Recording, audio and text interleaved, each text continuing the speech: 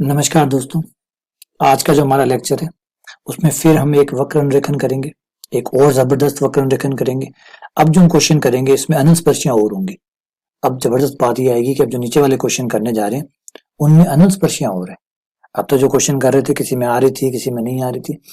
अब ऐसा नहीं है, क्वेश्चन नंबर जो 12 करेंगे उसमें जबरदस्त अनंत स्पर्शियां आएंगी और 12 के बाद में आप जो क्वेश्चन आगे देखेंगे, क्वेश्चन नंबर 14 है, क्वेश्चन नंबर 15 है, इनमें भी अच्छी खासी अनंत स्पर्शियां आएंगी। तो चलिए पहले मैं स्टार्ट करता हूँ क्वेश्चन नंबर 12 से। क्वेश्चन नंबर 12 क्या कहते हैं? समीकरण है x cube plus y cube बराबर ए एक्स स्क्वायर। ये हमारे वक्र का समीकरण है और जहाँ ए जो है वो ग्रेटर देन 0 है, मतलब ए पॉजिटिव है। तो चलिए एक एक जो स्टेप है हमारा वो 1 बाय 1 अप्लाई करते हैं। सबसे पहला स्टेप हमारा होता है सममिति चेक करने का। तो अगर आप इसे ध्यान से देखें, एक्स की पावर पे नजर डालें तो एक्स की पावर 2 है, बढ़िया है, लेकिन यहाँ 3 है। एक्स की पावर सम नहीं है, यहाँ सम है, यहाँ नहीं है। सारी पावर सम नहीं है, सारी पावर सम नहीं है, इसका मतलब है कि वाई एक्स के प्रति सममित नहीं है। फिर वाई को देखिए, वाई को देखने के बाद भी आपके दिमाग में वही क्वेश्चन है, वाई की पावर 3, वाई के प्रति ना तो ये एक्स के प्रति सममित है, ना ही ये वाई के प्रति सममित है। इवन ये इसके प्रति नहीं बल्कि विपरीत चतुर्थांश में भी सममित नहीं है। क्यों? क्योंकि अगर एक्स की जगह माइनस एक्स और वाई की जगह माइनस वाई रखेंगे तो यहाँ तो जो माइनस होगा वो तो हट जाएगा, लेकिन यहाँ माइनस बच जाएगा। मैं आपको एक रफ आइडिया करके दिखा देता हूँ। पहले तो मैं आपको बता देता हूँ यहाँ कोई सममिति नहीं है, लिख के देता हूँ, वक्र में कोई सममिति नहीं है, इस वक्र में कोई सममिति नहीं है। अब मैं आपको रफ में दिखा देता हूँ कि अगर आपके दिमाग में कोई सममिति चल रही है तो क्लियर कर देता हूँ। अगर आप ये सोच रहे हैं विपरीत चतुर्थांश वाली सममिति, तो एक काम कीजिए, एक्स की जगह माइनस एक्स रखिए और वाई की जगह माइनस वाई रख के देखिए। एक्स की जगह माइनस एक्स, वाई की जगह माइनस वाई। ये लीजिए, ये minus x cube minus y cube बराबर, यहाँ से माइनस हट गया क्योंकि स्क्वायर है इसलिए, तो आपका माइनस फाइनली बच गया। माइनस बच गया इसका मतलब माइनस हट नहीं रहा है, और अगर माइनस आपका नहीं हटता है, नहीं जाता है कहीं पर, तो फिर आपका विपरीत चतुर्थांश में सममित कैसे हो सकता है? क्योंकि हमने पहले कहा था अगर विपरीत चतुर्थांश में सममित है तो माइनस को चले जाना होगा। समीकरण एज इट इज लौट आनी चाहिए, जैसी थी वैसी तो लौट के नहीं आ रही भाई। क्यों? क्योंकि यहाँ माइनस का चिन्ह आ रहा है, यहाँ माइनस का चिन्ह आ रहा है जो कि नहीं आना चाहिए, नहीं आना चाहिए, देखिए, लेकिन आ रहा है, दुर्भाग्य से आ रहा है, इसलिए ये नहीं चलेगा। नहीं चलेगा इसका मतलब बेकार गया। अतः विपरीत चतुर्थांश में सममिति। तो देखा बेटा, ये कंफर्म हो गया कि ये जो ग्राफ है ये ना तो एक्स के प्रति, ना वाई के प्रति, ना विपरीत चतुर्थांश के प्रति, और ना ही वाई बराबर एक्स। वाई बराबर एक्स का कोई आसपास इसका कोई चांसेस ही नहीं है। क्यों? क्योंकि मैं वाई की जगह एक्स लिख दूं और एक्स की जगह वाई लिख दूं तो कहीं दिखता ही नहीं, तो समीकरण में रात दिन का अंतर आ जाएगा, है ना। एक वो होता है वाई बराबर एक्स के प्रति सममित, उसका एक एग्जाम्पल कराऊंगा मैं आपको, वाई बराबर एक्स के प्रति सममित वाला। लेकिन यहाँ y बराबर एक्स वाला कुछ भी नहीं बैठेगा। आप y को हटा दीजिए, उसकी जगह x लिख दीजिए, या x को हटा के y कर दीजिए, रात दिन का अंतर दिखेगा आपको यहाँ पे समीकरण में। साफ दिख रही है कि समीकरण में क्या परिवर्तन आएगा। समीकरण बन जाएगी आपके y की क्यूब प्लस x की क्यूब बराबर ए वाई स्क्वायर। मिलाइए, क्या समीकरण में अंतर नहीं आया? अंतर नहीं, रात दिन का अंतर आ गया। तो ये समिति इसमें नहीं है, तो इसमें किसी प्रकार की कोई समिति नहीं है। अपना टाइम वेस्ट मत कीजिए। चलिए आगे बढ़ते हैं। नंबर 2, मूल बिंदु। मूल बिंदु के लिए आप क्या करते हैं, x बराबर 0 और y बराबर 0 रख के देखिए समीकरण में, समीकरण संतुष्ट करती है या नहीं। समीकरण है आपकी x की क्यूब प्लस y की क्यूब बराबर ax स्क्वायर। रख के देखिए 0, 0 रखने पर ये 0 क्यूब प्लस 0 क्यूब बराबर a 0 क्यूब, 0 बराबर 0 संतुष्ट करता है। अतः ये जो वक्र है ये मूल बिंदु से जाएगा, मूल बिंदु से जाएगा। कोई डाउट नहीं है कि मूल बिंदु से नहीं जाए, ये बाकायदा मूल बिंदु से जाएगा। चलिए नंबर 3 पे आ जाते हैं। तीसरा जो है उस पे आते हैं। तीसरा हमारा था अक्षों से प्रतिच्छेद। अक्षों से काटने का क्या हिसाब किताब है? अक्षों से प्रतिच्छेद, एक्स एक्स को कहाँ काटेगा, वाई एक्स को कहाँ काटेगा। अक्षों से प्रतिच्छेद, अक्षों से प्रतिच्छेद निकालने के लिए पहले एक्स एक्स से प्रतिच्छेद निकाल लेते हैं कि एक्स एक्स को कहाँ काटेगा। अब एक्स एक्स से प्रतिच्छेद निकालने के लिए क्या करना पड़ता है? एक्स एक्स से प्रतिच्छेद निकालने के लिए वाई का मान 0, वाई 0 लेना होता है। वाई जीरो जब रखेंगे आप समीकरण में तो क्या हो जाएगा, एक्स क्यूब वाई की जगह जीरो बराबर ए एक्स स्क्वायर, ठीक है। एक्स क्यूब ए एक्स स्क्वायर को इधर ले आइए, ये इस तरफ आके माइनस का हो गया, माइनस का ए एक्स स्क्वायर बराबर जीरो, एक्स स्क्वायर आपके कॉमन आ रहा है, एक्स स्क्वायर आपने कॉमन ले लिया, ये हो गया एक्स माइनस ए बराबर जीरो। सॉल्व करने पर आपके पास आ जाएगा एक्स स्क्वायर बराबर जीरो और यहाँ से आपके पास आ जाएगा एक्स बराबर ए, और इसको और हल करने पर एक्स बराबर जीरो, यानी एक्स एक्स को दो बार काटेगा जीरो पर और ए पर। एक्स एक्स को ये ग्राफ दो बार काटेगा, एक बार तो जीरो पर और एक बार ए पर, एक्स बराबर जीरो पे और एक्स बराबर ए पे, ठीक है। चलिए एक जानकारी और बढ़ गई हमारी, बहुत बढ़िया। आगे बढ़ते हैं, वाई एक्स से प्रतिच्छेद का क्या हिसाब किताब है वो भी देख लेते हैं। वाई एक्स को कब काटेगा, वाई एक्स को प्रतिच्छेद निकालने के लिए क्या करना होगा, एक्स का मान जीरो लेना होगा, एक्स जीरो लीजिए, एक्स का मान जीरो रखते ही आपके पास हो जाएगा zero cube plus y cube बराबर ए, एक्स की जगह जीरो जीरो का स्क्वायर, समीकरण में मान रख दिया, ये जीरो प्लस वाई क्यूब बराबर जीरो, वाई क्यूब बराबर जीरो, वाई क्यूब बराबर जीरो। अब अगर वाई क्यूब बराबर जीरो है तो वाई बराबर भी कितना हो गया, जीरो। ले लीजिए, इसका मतलब मूल बिंदु से जाएगा, यानी वाई एक्स को कहीं और नहीं काटेगा सिवाय मूल बिंदु के, वाई एक्स को भी मूल बिंदु पे ही काटेगा, वाई एक्स को और कहीं भी नहीं काटेगा। चलिए अब आ जाते हैं अपने सबसे महत्वपूर्ण स्टेप पे, वो है अनंत स्पर्शी। यहाँ बेटा मैं बार बार आपसे कहता रहता हूँ कि अनंत स्पर्शियां मत भूल जाइएगा, अनंत स्पर्शियां मत भूल जाइएगा। ये अगर भूल गए ना तो पूरा ग्राफ गड़बड़ हो जाएगा, क्योंकि ये बहुत इंपॉर्टेंट पार्ट है इस ग्राफ का, किसी भी वक्र अनुरेखण में अनंत स्पर्शी बहुत इंपॉर्टेंट है। अब इस वक्र में देखिए आपको कई अनंत स्पर्शियां मिलेगी, x cube plus y cube बराबर ए एक्स स्क्वायर। पहली दृष्टि में बात करूं तो एक चीज क्लियर है, एक बात इसके अंदर क्लियर है कि भाई इसके कोई भी समानता अनंत स्पर्शी नहीं है। पहली बात तो मैं आपको याद दिला दूं, ध्यान से सुनिए मेरी बात, अगर आपने अनंत स्पर्शी वाला चैप्टर नहीं पढ़ा है तो प्लीज पहले अनंत स्पर्शी वाला, मैं हर बार हर क्वेश्चन के साथ ये बात ऐड करता हूँ कि अनंत स्पर्शी वाला अगर आपने चैप्टर नहीं पढ़ा है, आपने नहीं सीखे अनंत स्पर्शियां कैसे निकालते हैं, तो प्लीज जाके एक बार अनंत स्पर्शियां कैसे निकालते हैं वो पढ़ के आ जाइए और फिर इसको पढ़िएगा, क्योंकि बिना अनंत स्पर्शी के वक्र अनुरेखण लगभग लगभग बेकार है। तो अनंत स्पर्शी वाला चैप्टर आप जरूर पढ़ के आइएगा।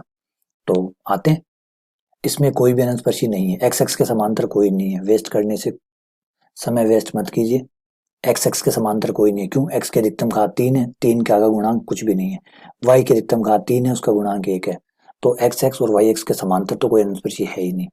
अब तिर्यक अनंत स्पर्शी की बात कर लेते हैं कि तिर्यक अनंत स्पर्शी कोई है क्या, तो पदों को एक तरफ करने पर x cube plus y cube minus x square, तो साफ दिख रहा है कि इस समीकरण के अंदर दो पावर तीन पावर के समीकरण है। तो ये रहे दो पावर वाले, यहाँ तक सॉरी ये रहे तीन पावर के, ये दो पावर के, तीन पावर को हम कहते हैं 5 2 और दो पावर वाले कहते हैं 5 2 5 3 5 2, मान रख दीजिए, मान रखने के बाद क्या हो जाएगा 5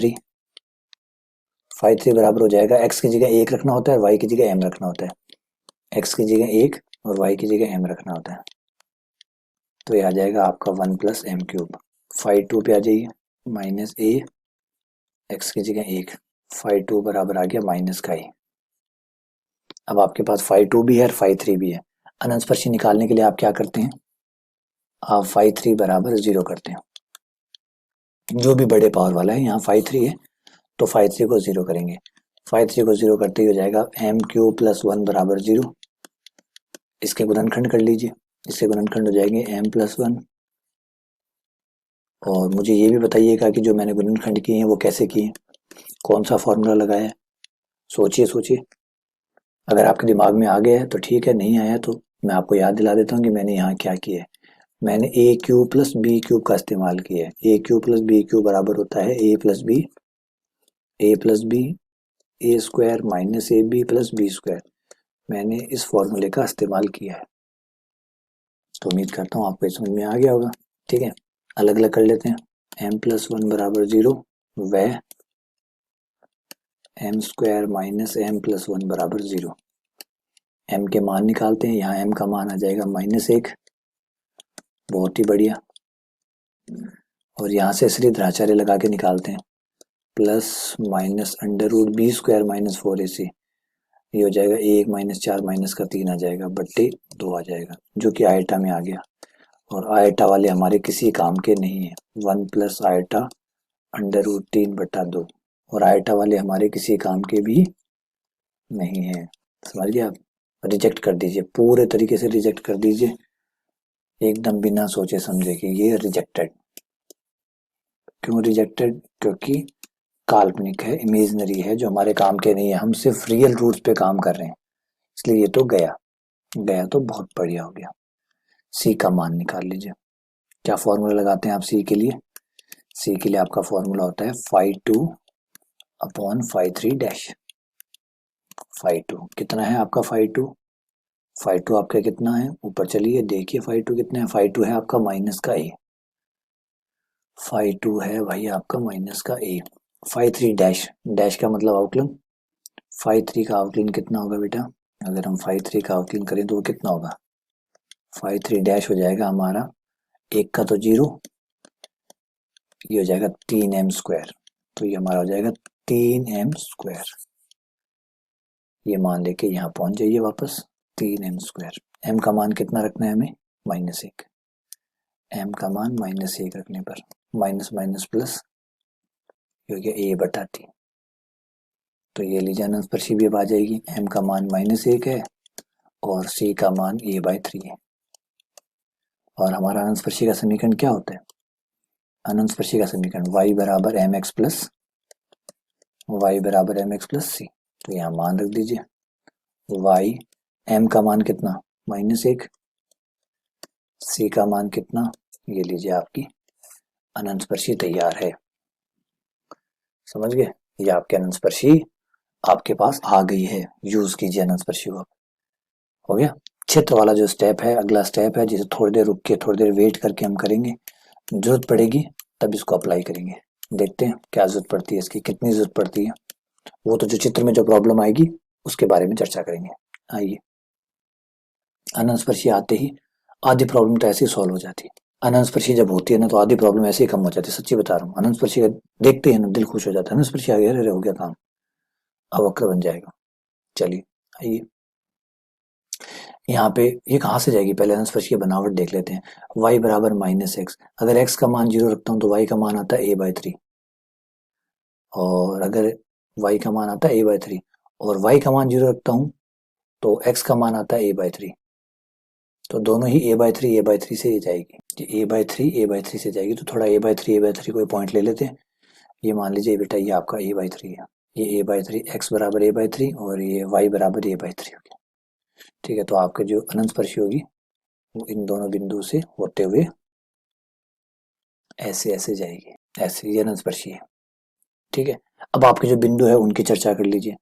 आप में बिंदु ये थे कि x को 2 बार काटेगी, एक तो 0 पर काटेगी और एक बार किसी a पर काटेगी। थोड़ा सा आगे ले लीजिए, a/3 आपने यहाँ लिया है तो a थोड़ा दूर ही होगा, मान लीजिए यहाँ है, ये a है, इन दोनों से जाना है।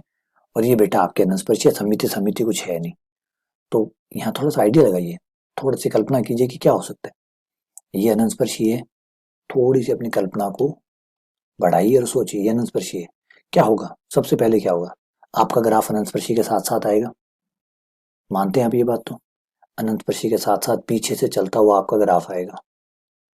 फिर सबसे पहले ग्राफ को यहां से गुजरना होगा, सही है। यहां से गुजरने के बाद ग्राफ को अगला इन्विटेशन मिला हुआ है यहाँ आने का, वो यहाँ जाएगा। फिर अगला इन्विटेशन उसे मिला है कि वापस अनंतस्पर्शी के साथ, जिसके साथ आए थे उसके साथ आपको वापस जाना है, वापस चले गए। समिति कुछ थी नहीं, इसलिए ग्राफ ऐसा बनाया। अब थोड़ा मैं इसको डार्क कर देता हूँ, मैंने डॉटेड डॉटेड बनाया, डार्क कर दिया। बताइए क्या कमी है इसमें? ये ग्राफ गलत है तो क्यों है, और सही है तो क्या सही किया हमने? अनंतस्पर्शी के साथ आना था, आए, जाना था, चले गए, 0 रे से काटना था, काटा। समिति कुछ दिखी नहीं, कहाँ दिख रही है? देखिए कुछ है समिति? नहीं, बस। तो ग्राफ हमने एकदम परफेक्ट बनाया, क्षेत्र की जरूरत पड़ी ही नहीं, साफ दिख रहा था कि अनंतस्पर्शी से साथ आएगा और अनंतस्पर्शी के साथ साथ वापस चला जाएगा। तो देखिए बड़ा प्यारा ग्राफ था, बड़ा सिंपल ग्राफ था। हाँ, एक बार जरूर डर लगा था शुरुआत में कि इसकी तो कोई सममिति नहीं है, तो बिना सममिति के ये आइडिया कैसे पता चलेगा। लेकिन इस बार अनंतस्पर्शी ने काम इतना आसान कर दिया। मैं कहता हूँ अनंतस्पर्शी जो है वो वक्र रेखाखंड की जान होती है। अनंतस्पर्शी जब मिल जाती है ना, तो ग्राफ साफ साफ दिखने लग जाता है कि ये लाइन है, इस लाइन के साथ ही आना है और इस लाइन के साथ ही वापस चले जाना है। तो आना और जाना अपने आप तय हो जाता है, इसलिए ग्राफ बनाना बड़ा आसान हो जाता है। तो उम्मीद करता हूँ कि आपको ये समझ में आ गया होगा।